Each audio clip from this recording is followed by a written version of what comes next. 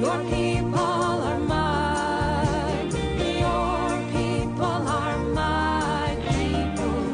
You're divine, my divine. Where you go, I will go, ancestors. Where you go, I will go. Where you go, I will go, ancestors. Where you go, I will go. Where you lie, I will lie, ancestors. Where you lie, I will lie. Where you lie, I will lie, ancestors. Where you lie, I will lie. And your people are my people. Your people are mine. Your people are my people. You're divine, my divine. And your people are my people.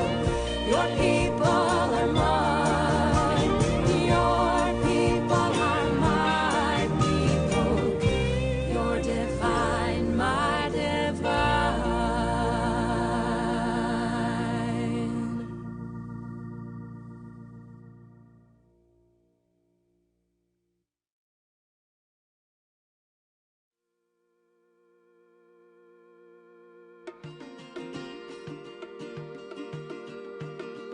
We are going, heaven knows where we are going, but we know we are.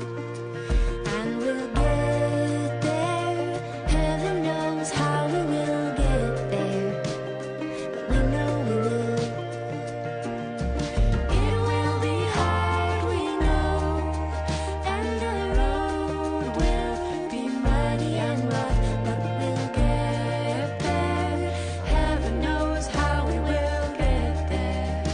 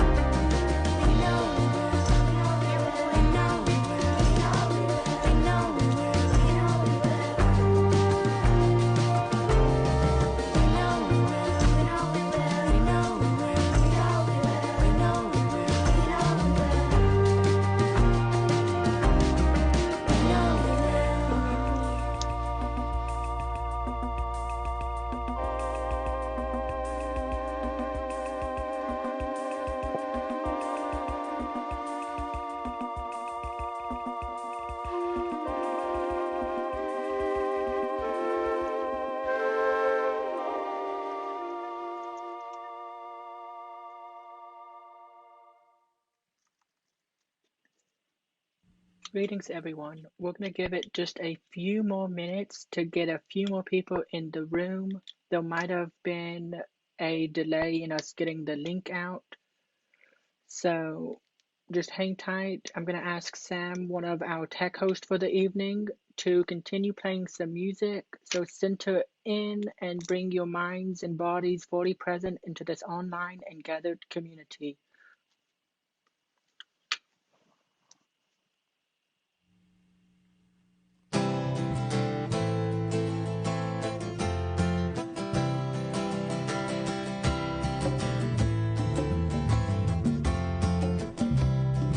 When I breathe in,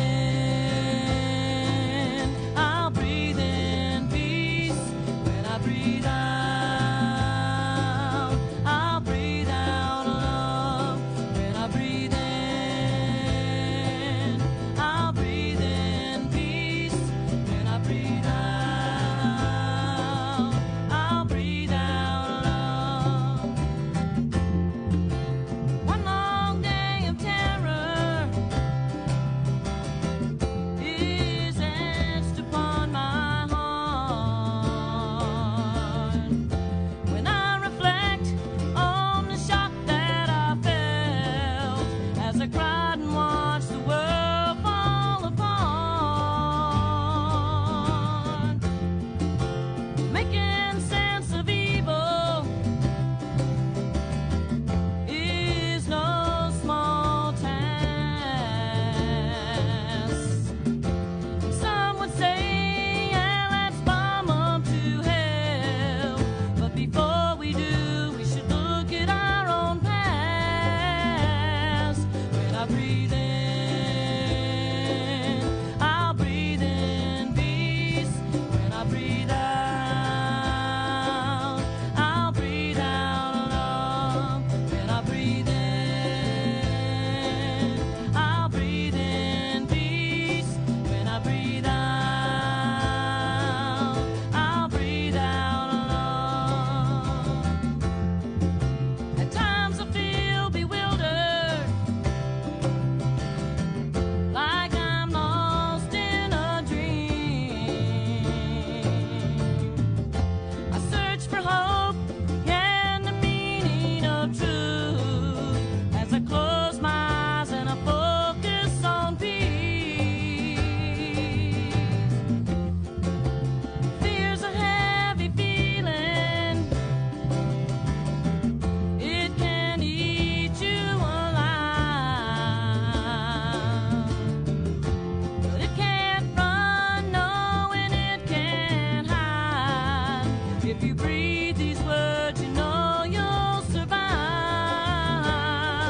When I breathe in, I'll breathe in peace. When I breathe out, I'll breathe out love. When I breathe in, I'll breathe in peace. When I breathe out, I'll breathe out love. When I'm feeling hopeless and I'm out of control, I clear my mind, yes, I think on a cure, and I center in as I make my goal. Is war really an answer? Can we find those to blame?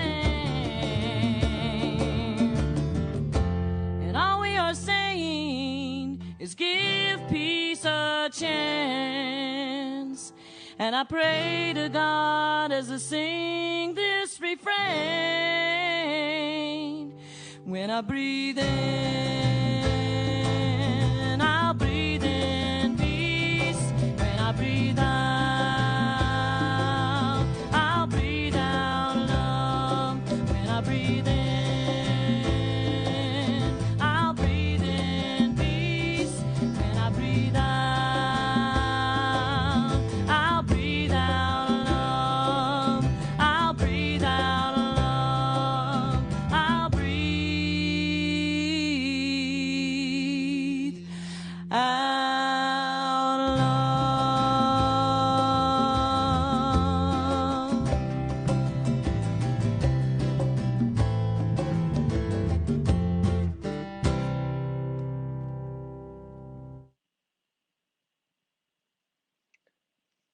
Good evening and welcome to our online worship experience this evening. My name is Ronnie Biggs, and it is my pleasure to serve as your co host of Worship Ministries for the new Young Adult UU Revival Network. There is still time to invite your friends and loved ones to this service. So if you have their numbers, a way to message them online, reach out and have them join us in this virtual community. This evening, you're going to hear from young adults of color in our movement, sharing their thoughts, their experiences, and their reflections. We will honor the life and legacy of civil rights leaders like MLK, John Lewis, and so many more. So sit back, relax, and enter into worship with us. After the service has concluded, there'll be time for breakout and conversations. We'll have a little bit more about how that will work after the service, but in the meantime, know that there will be a space for you to talk with young adults in your communities. We'll also have some identity-based spaces as well. So like I said, sit back, relax, enter into this moment, into this space, and into this virtual community, and reach out to your friends who you think should be here in this moment. I want to take this moment to thank the worship team as well, and to thank the people who are going to be behind the scenes, making sure that this evening runs smoothly. Sam King and Joe Chapeau are your tech hosts.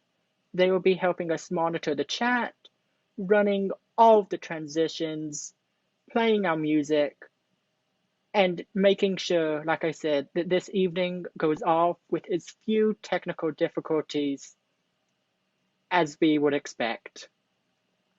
Again, sit back, relax, and enjoy our service this evening.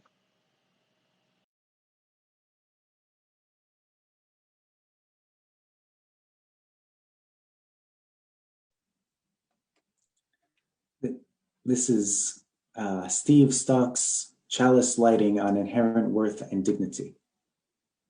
We light this chalice to celebrate the inherent worth and dignity of every person, to reaffirm the historic pledge of liberal religion, to seek that justice which transcends mere legality and moves towards the resolution of true equality, and to share that love which is ultimately beyond even our cherished reason, that love which unites us.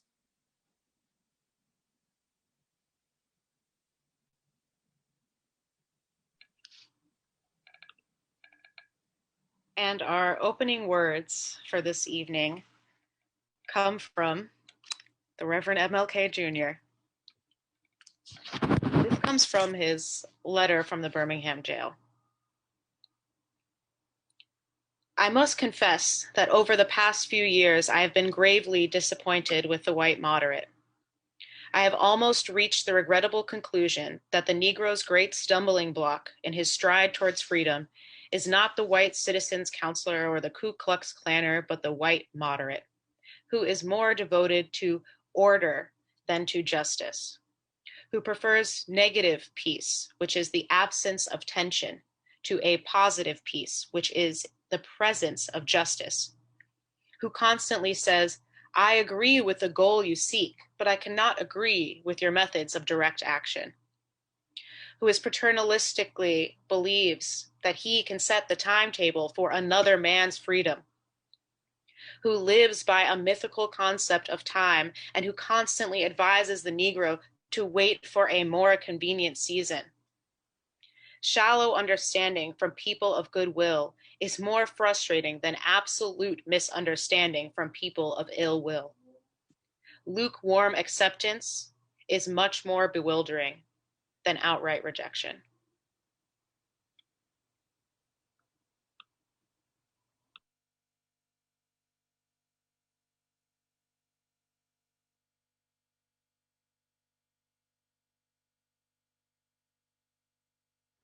morally, I was led to nonviolence because I felt that it was the best moral way to deal with the problem. We were seeking to establish a just society.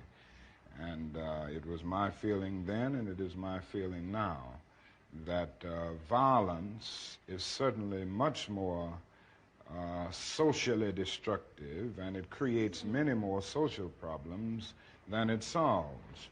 So I was led to nonviolence for deep moral reasons. And I turned to it because I felt that it was the morally excellent way to deal with the problem of racial injustice in our country.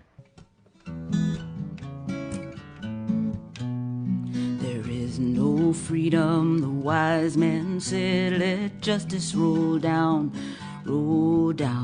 when the poor cry out for shelter and bread. Let justice roll down like a mighty stream. Oh, children, don't you get weary, walk together, believe in the dream. When the way gets rough, we'll make a new way. Let justice roll down like a mighty stream. Hatred will never drive out hate. Let love roll down, roll down. Remember, our hearts can make us great. Let love roll down like a mighty stream. Oh, children, don't you get weary, walk together, believe in the dream. When the way gets rough, we'll make a new way. And let your love roll down like a mighty stream. When brutality threatens our daughters and sons, let peace roll down, roll down. May our voices rise up louder than the guns. Let peace roll down like a mighty stream. Oh, children, don't you get weary, walk together, believe in the dream. When the way gets rough, we'll make a new way. And let peace roll down like a mighty stream. Step by step, one by one, let justice roll down, roll down. They can kill the prophet, but the dream lives on. Let justice roll down like a mighty stream. Oh, children, don't you get weary, walk together, believe in the dream. When the way gets rough, we'll make a new way. Let justice roll down like a mighty stream.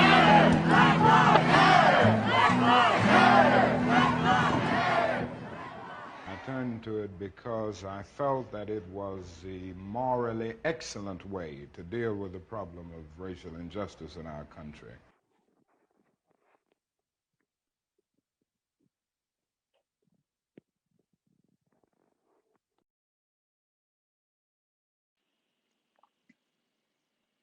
I invite you now to finish arriving into this space and know that in doing so, we all bring with us moments of great joy, of gratitude, and of profound sorrow. In just a moment, I will invite each of you joining us on Zoom and those of you who are joining us on Facebook as well to share such profound joys, moments of gratitude, or sorrows in your life. If you're joining us on Zoom, you can do so by placing them in the chat, and I will do my best to read each one into this moment. If you're joining us on Facebook, you can do so as well by placing it in the comment section of the live stream. And again, I will do my best to read each into the chat. At this time, if you have any profound joys or gratitudes, I invite you to share them now.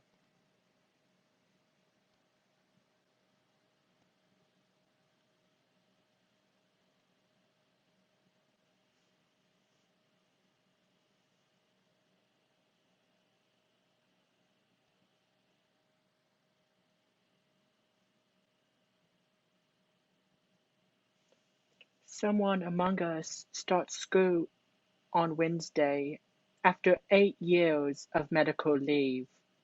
For that, we are thankful.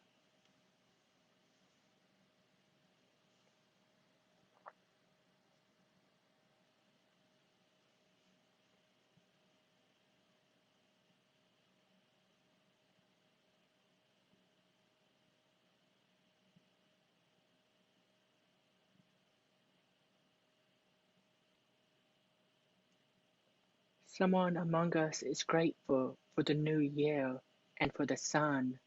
We are grateful for relationships and dating wise. Things are looking great. Joy for playing in the snow.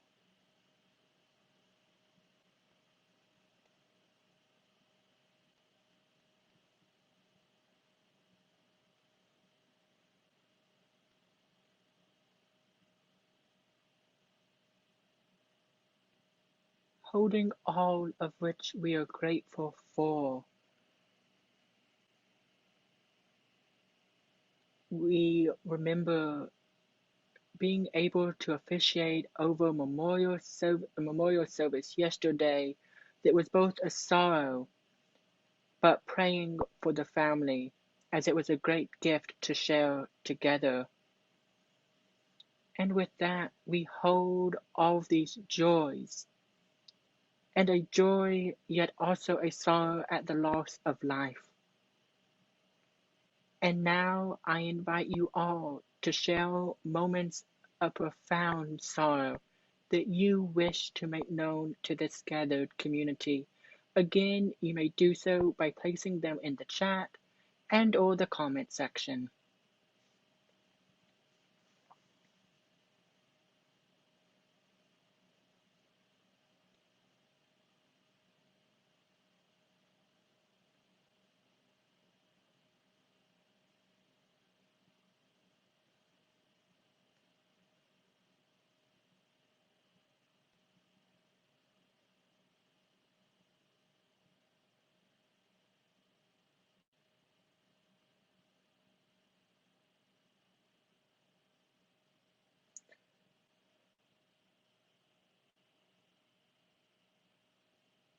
Prayers and concerns for the state of our country right now.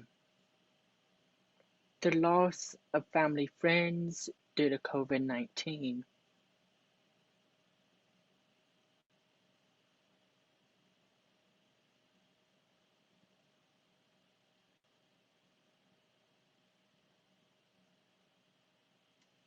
Missing my mom, who I haven't seen in over a year due to COVID. Know that this community holds you in love.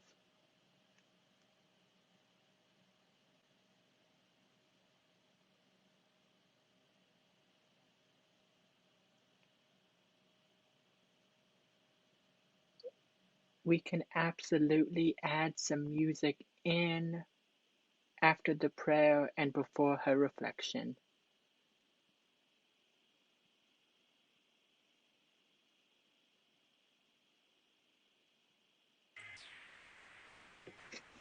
Seeing no more come into the chat at this moment, we hold all of these concerns, these sorrows, in a spirit of prayer and meditation.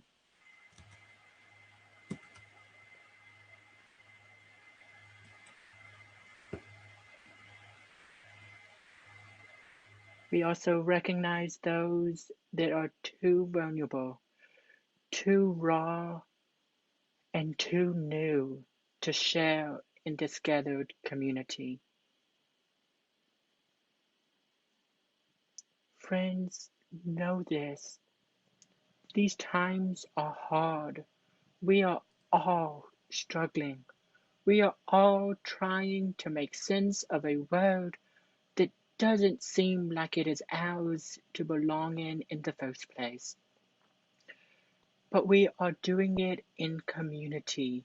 We are doing it in a community of love and of support, and we are helping one another through. And for that, I am grateful. May the rest of this evening's service bring you comfort, perhaps even some discomfort along the way.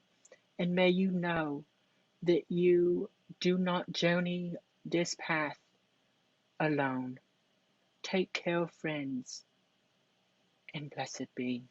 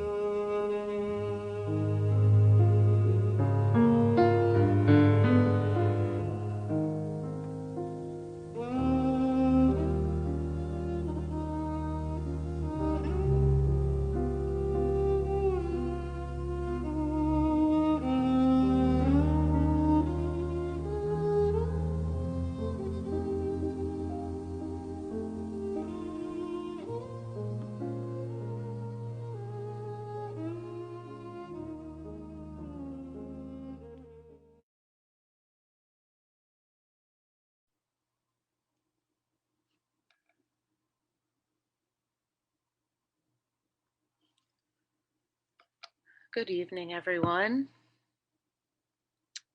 So my name is Camila.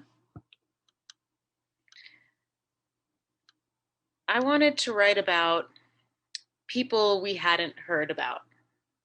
I didn't want to do an MLK service, or at least one that wasn't of service. I spent time worrying about all the BIPOC names to lift up and who to highlight. I spent time knowing that there was strategy put into highlighting stories from Rosa Parks to Breonna Taylor, making them palatable stories for the masses in hopes for change. So in the end, I actually decided to go with maybe the most obvious, but there are too many names. There are too many people who have sacrificed, who have spoken up, who have stepped back, who have clawed and climbed, and so many who have fallen. We have done so much, named and unnamed.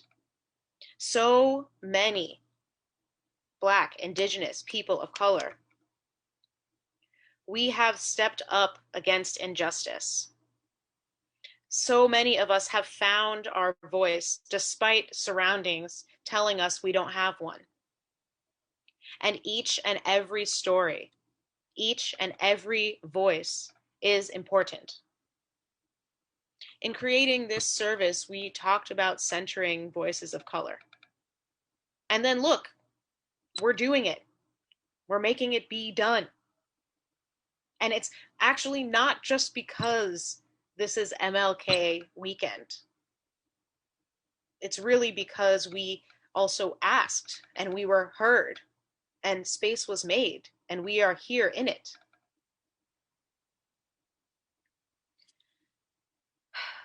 We are a part of this story of change. Of course, there is so much to be done by all of us. And maybe one of the first things is like for UUs overall to realize that we cannot continue to pride ourselves on our support in Selma or in our ability to see people as human during the AIDS epidemic. If you were there then, you need to be here now too. That's what I would say.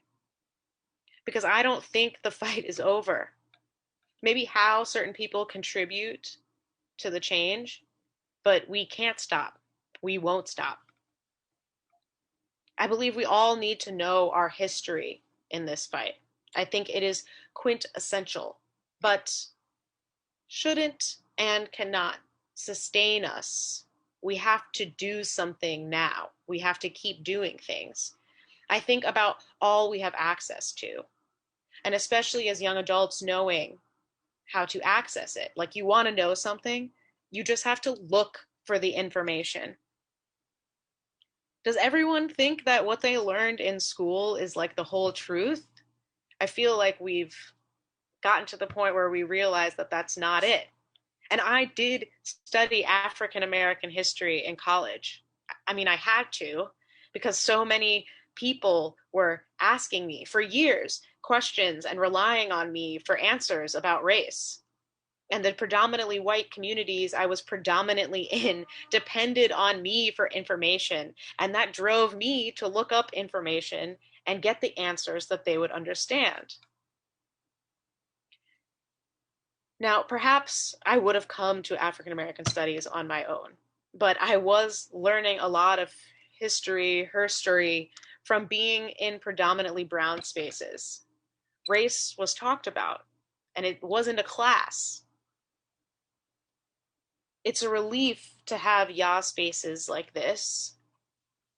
I think it's more normalized that we all have to learn, that we all have something to do. There is pressure for people to wake up and spaces for people to do so quite comfortably. I mean, it's uncomfortable, but like for being forced or like pressured into it, it's quite nice, I think. And I'm down for, supporting white people in their journey. I mean, I'm also white, but I'm not pushing. I'm not there anymore. I'm older now, and I see how tired I am, how tired we are, how tired we all are. And I'm not going to talk to a wall about my truth. And I'm not going to talk to a wall about the truth when we have the internet, okay? Like, that is how times have changed. Because we used to be able to say, ignorance is a choice. But really, really now, ignorance is a choice for so many. The truth can be considered slightly more complicated. But not having information in 2021 is unacceptable. If someone doesn't have access, that's unacceptable. But I digress. That's for another day. I will say, though, that I have tried to find like conspiracy theories and watch Fox News, and my algorithm is not built for me to find these things easily. I want to see what people are seeing. I need to because I don't understand, because perspective. It doesn't mean that I'm validating what I don't believe. I can hear things and affirm my own beliefs.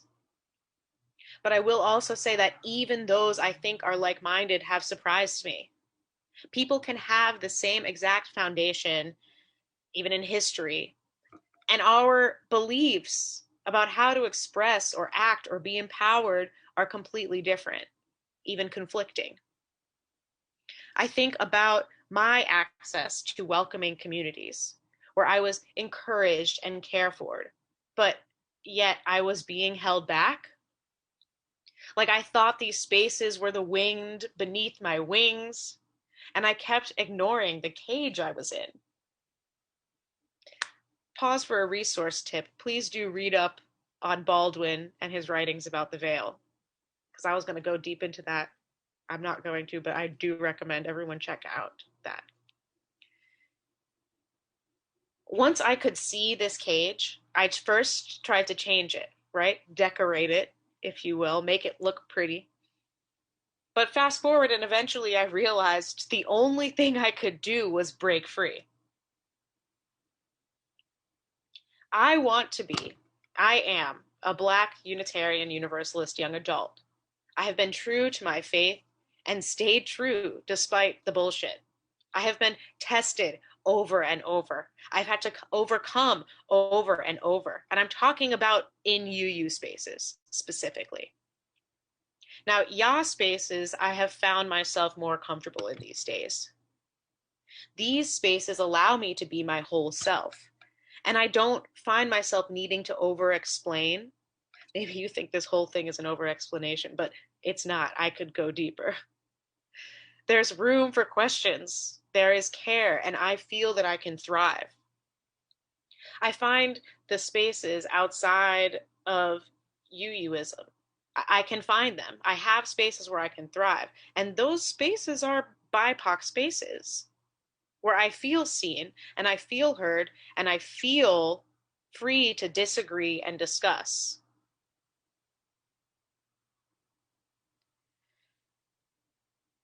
Who will demonstrate with me tomorrow? Reverend Martin asked the crowd. And you know, the young people got up right away. You know, MLK Jr. was doing all of this stuff that we study and love and what is taught in schools. All of that stuff was being done while he was a young adult. Bus boycotts, 26 years old. Everyone knows the infamous I Have a Dream speech, 35 years old. Side note, I heard that the I Have a Dream part wasn't even part of that speech that he was going to be giving. That someone shouted, "Tell him your dream, Martin. Tell him about your dream." And he broke out into that part. And that part was a sermon that he had written and already given prior. And I don't tell you all of this about Martin's age and after ranting and rambling. This is not to make anyone feel unaccomplished or underaccomplished or whatever. The point is, history will remember us. History will remember us. So how do we want to be remembered? Thank you.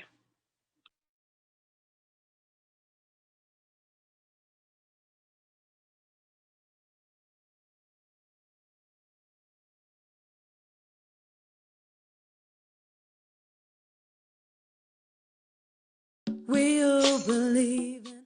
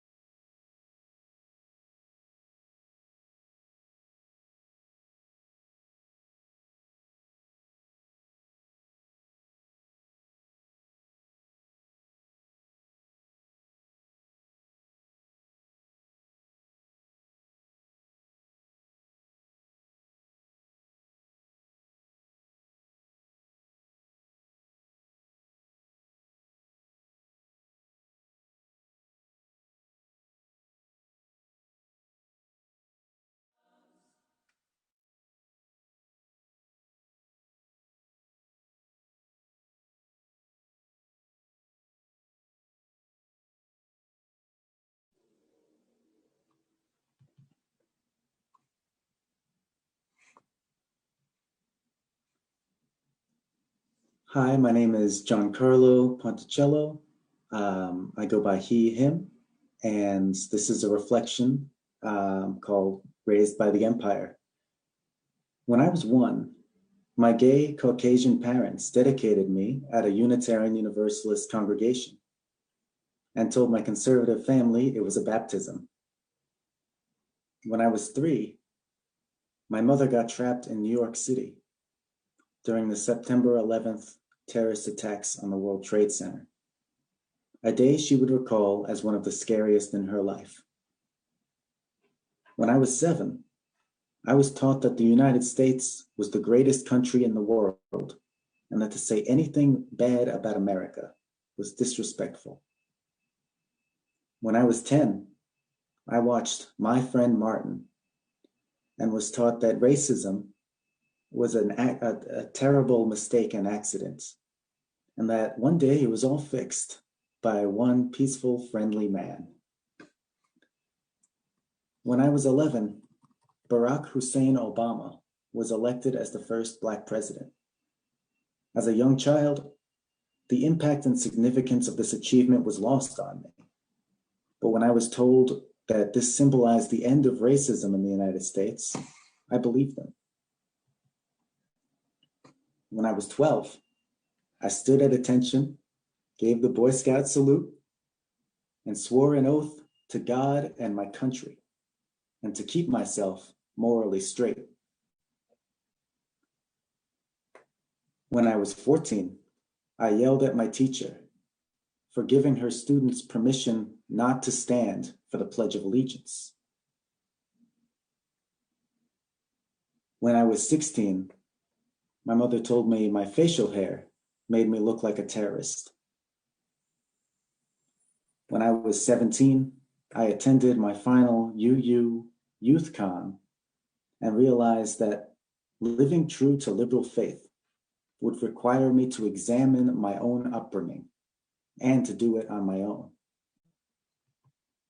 Now, as a young adult, I find myself in a similar position to all of you, being called by history to make a difference in a time of social unrest that gets increasingly complicated.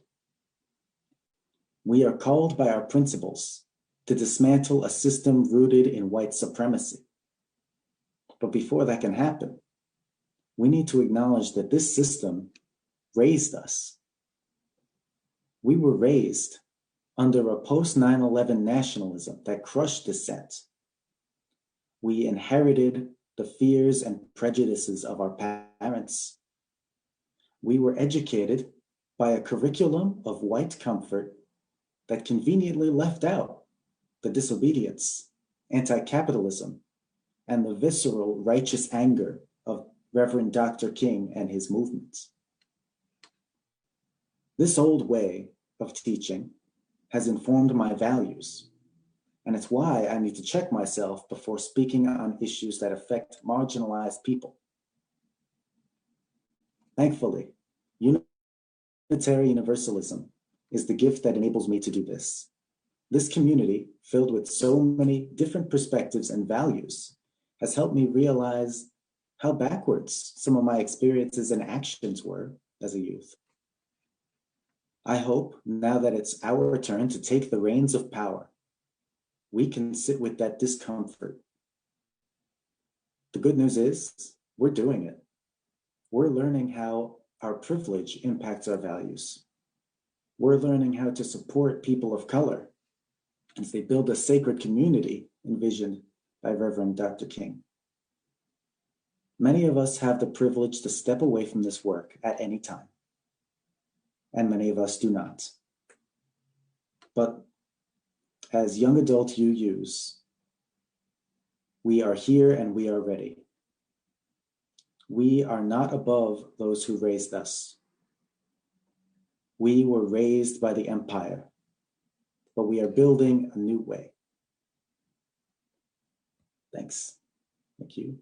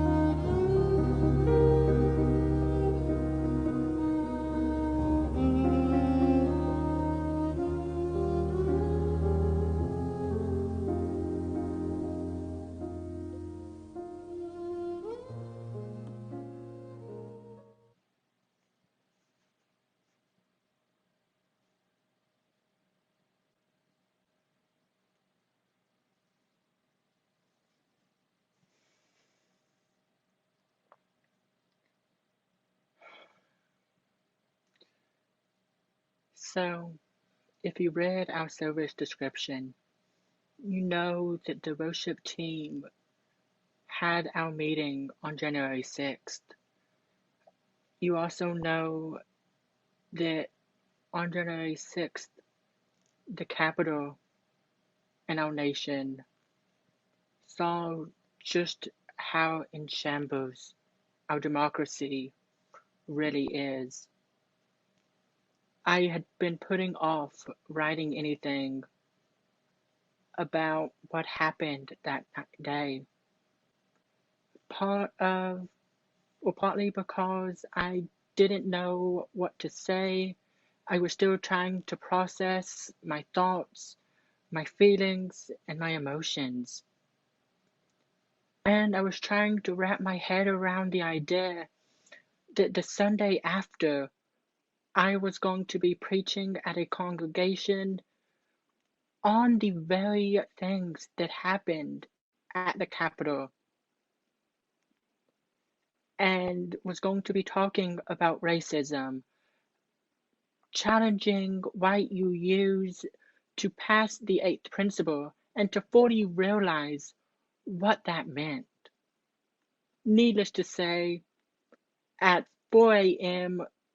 on the morning of January 10th, I got up and I wrote what I would then use as the benediction of that service. And that is what I'm going to share with you today.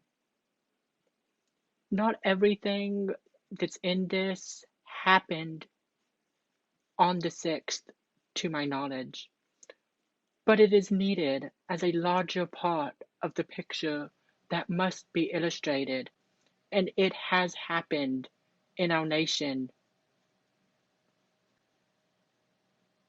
In the mid of day they struck, full of fear, hatred, and distrust. They had but one goal in mind, and that was to disrupt a transfer process. All they wished to do was make their opposition known, and with democracy in shambles, they stormed the nation, fueled fully by rhetoric of division, misconception, and lies. With democracy in shambles, they burned worship spaces. Not their churches, of course not theirs, but the churches and sacred spaces of others, the sacred spaces of all those who fully embrace a radical love. With democracy in shambles, they flew Confederate and Nazi flags. They became more and more violent and outspoken as time ticked on. But honestly, friends, with democracy in shambles, what did we expect? We have grown as a nation. Many of our values have changed, while some have remained the same. Many of us value the lives of others. We value each other's worth, and we strive for justice. Yet democracy, my friends, is still in shambles, and it takes more than values for change. It takes more than the dreamings of thousands for change to occur. It takes all of this, that's for sure, but it also takes accountable actions to dismantle racism, accountable actions not to stay silent anymore, accountable actions to liberate the oppressed, accountable actions to rise from the shambles of democracy, and accountable actions to once and for all build the beloved community that Reverend Dr. Martin Luther King preached about, envisioned, and dreamed would happen, if not in his lifetime, in the future. Dreams that are still in our minds today. Friends, there is much work to be done, and our demands are needed. You are needed. Each of us alone can make a small difference. Yet when we join together, we become something much greater. We become a revolutionary force of love, one that our nation and our democracy so desperately need. Friends, take care of each other and of yourself. Act in accordance with our values and let them guide you forward in accountable actions, always guided by your love and your compassion.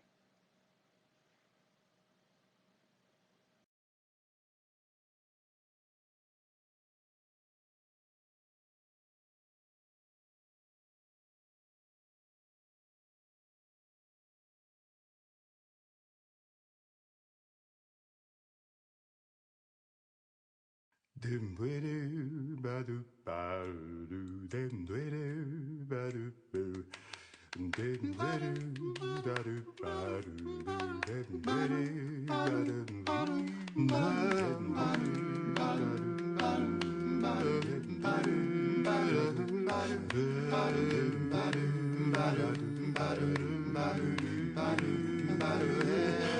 are building a new way.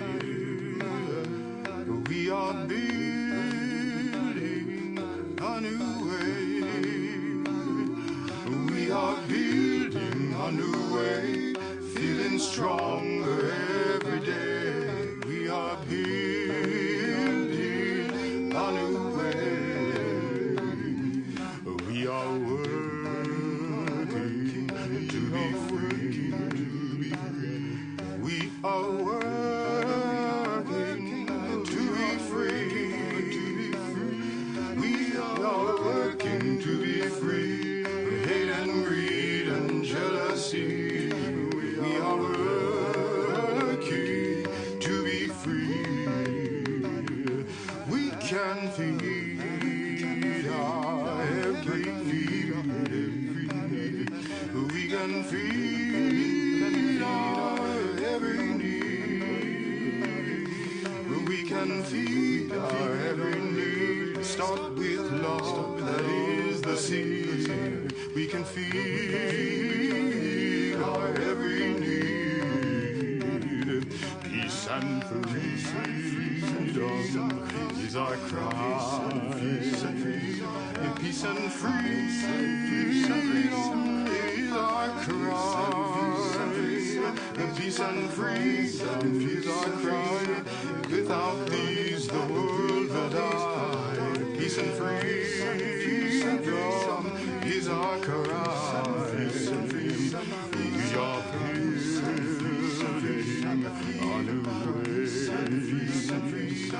We are building a new way. We are building a new way, feeling stronger every day. We are building a new way. We are building a new way, feeling stronger every day. We are building a new way.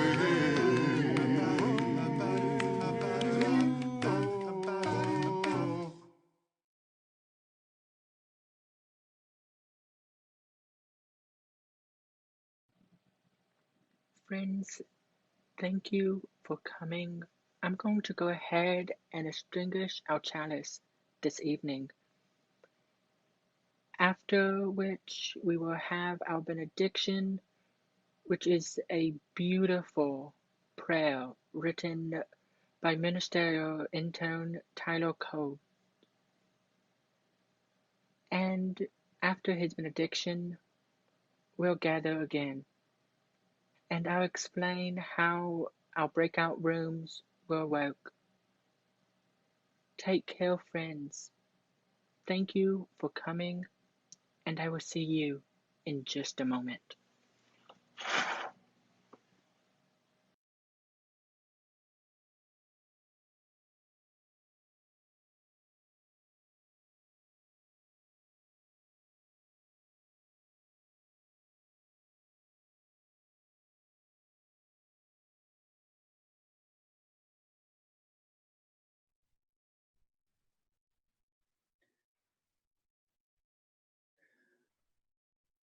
deep in the shadow of night. Down near the crossroads and cemetery gates, with bitter liquor and cigar smoke wafting, I greet you.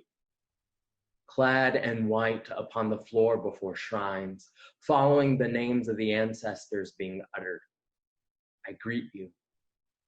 You are the sacred and righteous rage of my people, echoing throughout time from the lands of our elders, from the depths of the ocean, I hear you now. You call out to us in the swirling winds, and the clamoring of lightning, and the crashing of waves, and the flow of rivers, and the rustling of forests, and the clouds that move across the heavens, and the drumbeat of the earth. You are present in the cries of Black Lives Matter and no justice, no peace. You shimmer brightly in the flames of buildings crumbling to the ground as they are consumed in flame. In the calls for protests and direct action, in the stirring of pots, the laughter of children, and the tears and prayers of our guardians. You are Black rage, holy and sacred, unbound and unapologetic. You swell in the hips and breasts, in the curves of cheekbones and nostrils, in the beats of the heart and pulsating thoughts, in exhaustion, in frustration, in numbness and mobilization, in life. And you name yourself as good. Holy and sacred Black rage. Be ever present in our struggle for liberation, in our work to be, to love, to exist. Guide our movements in all of their forms as we strive to be good ancestors, ensuring that our descendants might look upon our memory with favor. For you, for them, invite us to live without fear. Dear holy and sacred Black rage, give life to this valley of dry bones. Move like fire upon our spirits. Stir within us now and forevermore. Ashe, so be it, and amen.